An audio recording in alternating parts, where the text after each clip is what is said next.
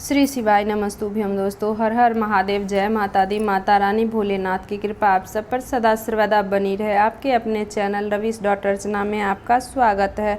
तो चलिए आज जान लेते हैं अच्छे लोग, ज़्यादा पूजा पाठ करने वाले लोग दुखी क्यों रहते हैं और पाखंडी लोग खुश क्यों रहते हैं। तो पंडित प्रदीप मिश्रा जी ने बताए हैं इसके क्या कारण हैं। तो चलिए आज मैं आपको बताती हूँ अच्छे लोग दुखी क्यों रहते हैं और पापी पाखंडी लोग हमेशा खुश क्यों रहते हैं और मौज उड़ाते हैं। इसके दो कारण हैं, दोनों ही कारण मैं आज आपको बताऊंगी। एक नगर में एक बीमार एक स्त्री रहती थी, उसकी 3 छोटी छोटी बेटियां थी। जवानी में ही उसका पति गुजर गया। अगर आप यह कहानी सुन रहे हैं तो पूरा सुनिएगा। इस कथा का आधा अधूरा छोड़कर जाने की गलती मत करिएगा, क्योंकि इस पवित्र कथा को आधा अधूरा छोड़ने से आपको पाप भी लग सकता है। इसीलिए इस कथा को पूरा सुनने। आप शिव भक्त हैं तो भोलेनाथ का अनादर ना करें। तो तीनों छोटी छोटी बच्चियों को पालने का भार बेचारी उस अबला पर टल गया। तीनों बच्चों को लेकर वह विधवा जाए तो जाए कहाँ। कुछ काम धंधा भी नहीं कर सकती थी, ऊपर से समाज की उल्टी सीधी बातें उसे कुछ नहीं करने देती थी। बेचारी लाचार उस महिला को कोई भी सहारा नहीं था। वह अपने पति को याद करके उन बच्चियों को जैसे तैसे करके पाल रही थी। पति के गम में बीमार पड़ गई। उसे उन बच्चियों की चिंता थी कि किस तरीके से इसका पालन पोषण होगा।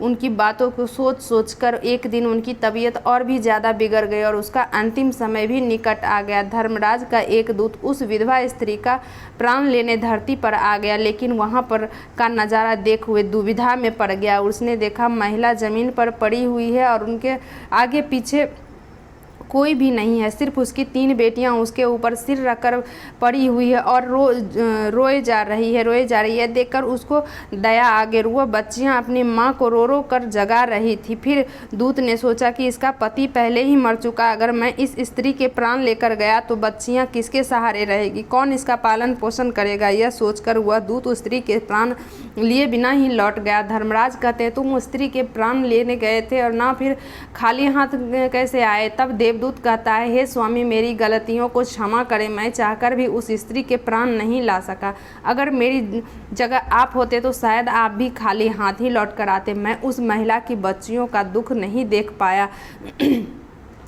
वो रो रही थी, अपनी माँ को जगा रही थी। उन्हें वहाँ देखने वाला और भी कोई नहीं था। यदि मैं उस महिला को लेकर आता तो उन बच्चियों को कौन देखता, उनका पालन पोषण कौन करता। पृथ्वी लोक में मनुष्य तो इतने स्वार्थी हो गए हैं कि बिना मतलब के तो कोई किसी का सहारा भी नहीं बनता। यदि कोई मदद करता है तो किसी उम्मीद से करता है, वह फिर उसे अपने एहसान के नीचे जीवन भर दबा कर रखना चाहता है। देवदूत कहता है कि स्वामी उस महिला को थोड़ा और समय दे दिया जाए ताकि वह अपने बच्चियों का पालन पोषण कर बड़ा कर सके। देवदूत की बात सुनकर धर्मराज उसे डांटते हुए कहे, अरे मूर्ख, ईश्वर की बनाई गई सृष्टि में ना कोई एक क्षण घट सकता है और ना ही कोई बढ़ सकता है। उसकी मर्जी के बिना ना उसे जीवन दे सकते हैं, ना समय से पहले मार सकते हैं। ईश्वर को करता है सबके साथ अच्छा ही करता है। तुम कौन होते हो विधवा के नियम को बदलने वाले,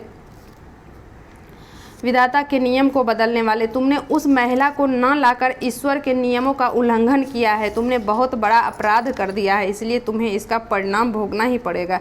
जिस पृथ्वी के मनुष्य से तुम्हारी ममता से है, उस पृथ्वी पर मनुष्य बनकर अपना पाप भोगो। देवदूत कहता है कि हे स्वामी, धरती लोक से मेरा उद्धार कब होगा और कैसे होगा। धर्मराज कहता है, धरती पर जाकर तुम अपनी मूर्खता पर 3 बार खिलखिला कर हंस लोगे, उस समय ही तुम्हारा उद्धार हो जाएगा। इतना कहकर धर्मराज ने उस देवदूत को धरती पर भेज दिया। वह धरती पर मनुष्य शरीर में आ चुका था। उसके शरीर पर वस्त्र नहीं थे। धरती लोक का एक नियम है, जो मनुष्य जन्म लेता है उस समय वह नग्न ही होता है। देवदूत ने जन्म तो नहीं लिया, वह निवस्त्र एक सड़क के किनारे पड़ा ठंड से ठिठुर रहा था। वहाँ से एक मोची गुजर रहा था। वह मोची अपने बच्चों को ठंड से बचाने के लिए कपड़े लेने जा रहा था। रास्ते में ठंड से ठिठुरते एक नग्न व्यक्ति को देखकर उस मोची को दया आ गई। उसने अपने बच्चों को तो कपड़े नहीं लिए, लेकिन उस देवदूत के लिए कपड़े और कंबल जरूर खरीद दिया और कपड़े लाकर उस देवदूत को दे दिए। देवदूत कहने लगा, भाई आपने मुझे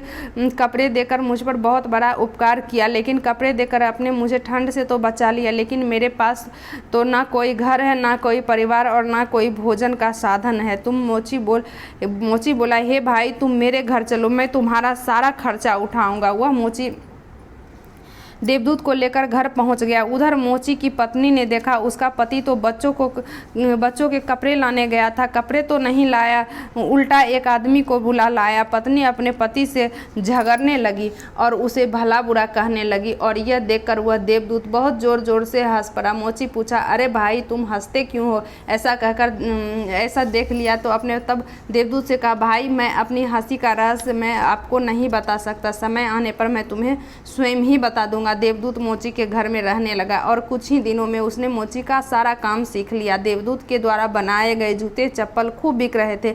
कुछ ही दिनों में मोची धनवान बन गया, दूर दूर तक उसके जूते फेमस हो गए थे, यहाँ तक कि राजा महाराजा भी उससे जूते बनवाने का आदेश देते थे। जब वह देवदूत उसके घर आया तो उसकी तो किस्मत की ही चमक गई थी, धन की कोई भी कमी नहीं रही, सब कुछ अच्छा चलने लगा। एक दिन की बात है कि राजा का एक सैनिक चमड़ा लेकर उस मोची के पास आया और बोला, देखो हमारे महाराज इसी चमड़े के बने जूते पहनना चाहते हैं। यह चमड़ा बहुत ही कीमती है, तुम ठीक से इसका एक जोड़ी जूता तैयार कर दो, और यह चमड़ा खराब नहीं होना चाहिए। इस बात का विशेष ध्यान रखना कि इस चमड़े से सिर्फ जूते ही बनाना, भूल से भी इसका चप्पल मत बना देना। राजा का सैनिक वह चमड़ा देकर चला गया। उधर मोची ने भी देवदूत को समझाया, देखो राजा वाली बात उसे गलती ना करना, चमड़ा भी बहुत कम है, इसीलिए चमड़ा खराब भी नहीं होना चाहिए। जूते की ही वह कहकर गया है, तू जूते ही बनाना, गलती से भी चप्पल मत बना देना तो जटिल से भी जटिल सजा देगा। मोची ने इतना समझाने के बाद भी देवदूत ने चमड़े की चप्पल ही बना दी। चप्पल देखकर मोची की सांसें फूल गई। वह देवदूत को डांटने लगा और यहाँ तक कि डंडा लेकर उसे मारने के लिए दौड़ा। कहने लगा, अबे मूर्ख, तुझे बार बार समझाया था कि जूते ही बनाना, लेकिन तूने चप्पल बना दी। अब राजा हमें छोड़ेगा नहीं, तू भी मरेगा और साथ में मैं भी मारा जाऊंगा। वह हमारे पूरे घर को फांसी लगवा देगा। मोची को अत्यंत दुखी देखकर देवदूत एकदम से खिलखिला कर हंसने लगा। मोची बोला, अरे मूर्ख आदमी, काम बिगाड़ कर अब हंस रहा है। वो देखो जूते लेने राजा का सैनिक आ रहा है। और बोला, हे मोची भाई, कल जो मैं चमड़ा देकर गया था उसके जूते मत बनाना, चप्पल बना देना, क्योंकि राजा साहब का देहांत हो गया और यहाँ की प्रथा है कि मरने वाला व्यक्ति को चमड़े की चप्पल पहनाकर अर्थी पर लिटाया जाता है। दूसरे दिन एक बुढ़िया के साथ 3 लड़कियां मोची के दुकान पर आई थी। उसकी शादी होने वाली थी और वो तीनों अपने लिए जूते की नाप देने आई थी। देवदूत ने तीनों लड़कियों को पहचान लिया कि ये 3 बड़ी लड़कियां हैं, वही है जिनकी माँ को ना ले जाने पर के कारण आज मैं अपने किए की सज़ा भोग रहा हूँ। और ये लड़कियाँ काफ़ी बड़ी हो गई है, लगता है अच्छे घर में पली बड़ी मालूम पड़ रही है। बुढ़िया कहती है, हाँ बेटा, बचपन से इसकी माँ चल बसी, इसलिए मैंने इसको अपने पास रख लिया। मेरे पास करोड़ों की दौलत है और दुर्भाग्य से मेरा कोई नहीं है, तो इनको मैंने अपने पास ही रख लिया। मैंने इसको पढ़ाया लिखाया और अब इनकी बहुत अच्छे खानदान में इनका विवाह करने जा रही हूँ। लड़कियों का भाग्य देखकर देवदूत सोचता है, परमात्मा जो करता है अच्छा ही करता है। अगर इस समय इसकी माँ ना मरती तो आज ये भूखमरी और दरिद्रता से ही जीती रहती। इनकी माँ के मरने के बाद आज तीनों लड़कियां बहुत बड़े घराने की बहू बनने जा रही है और इस बुढ़िया की करोड़ों की संपत्ति की मालकिन भी बन चुकी है। ये सब देखकर देवदूत अपनी पहले की मूर्खता को सोचकर जोर जोर से हंसने लगा। मोची ने पूछा, आप क्यों हंस रहे हो? अपनी हंसी का कारण बताओ। देवदूत मोची से कहने लगा, मैं एक देवदूत हूँ, मैं और अभी जो ये तीनों लड़कियां जो जूते की नाप देकर गई है, इसकी माता को मैं लेने आया था, लेकिन उस समय ये तीनों छोटी थी और इन पर मैं तरस खाकर मैं इनकी माँ को नहीं लेकर गया और इसके पिता की पहले ही निधन हो चुका था। इस कारण मुझे धर्मराज ने श्राप देकर धरती पर भेज दिया। मैं बिना कपड़े के एक सड़क के किनारे पर आ रहा था, तब तुम मुझे अपने घर ले आए। उस समय तुम्हारी पत्नी तुमसे खूब लड़ी थी, क्योंकि तुमने अपने बच्चे के कपड़े के पैसे से तुमने मेरे लिए कंबल और कपड़े खरीद दिए थे। तब मैं पहली बार तुम्हारी पत्नी के मूर्खता पर खूब हंसा, क्योंकि तुम्हारी पत्नी को उस लाभ को नहीं देख पा रही थी जो मेरे आने से तुम्हारे घर में होने वाला था। और दूसरी बार हंसी जब तुम राजा के जूते नहीं बना सके और तुम डंडा लेकर मेरे पीछे भागे। उस समय तुम राजा के बारे में सोच रहे थे, लेकिन तुमको यह नहीं मालूम था कि राजा के साथ क्या घटना घटने वाली है, जिसके कारण राजा को जूते से अधिक चप्पलों की आवश्यकता पड़ गई। कई बार ऐसा होता है कि हम चीज़ों को देखकर या सोचकर दुख मनाते हैं जो हम उसे देख नहीं पाते हैं, और वह जो होने वाला होता है।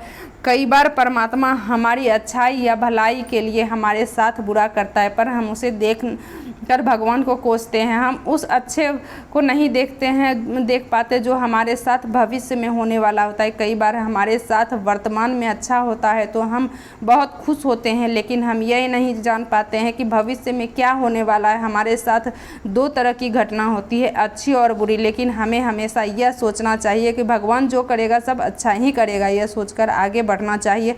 अच्छे लोग दुखी इसीलिए रहते हैं क्योंकि अच्छे लोग के समय के साथ बाद में अच्छा हो सके, और दूसरा कारण यह है कि अच्छे लोग हमसे ईश्वर से जुड़े रहते हैं, और इनको ईश्वर से जुड़ा रहना भी ज़रूरी है। इनकी उन पर दुख आते रहना चाहिए। अंत में देवदूत उस मोची को सब कुछ समझाकर देवलोक चला गया। इस वीडियो को बोलते समय कोई गलती हो तो मुझे क्षमा कीजिएगा।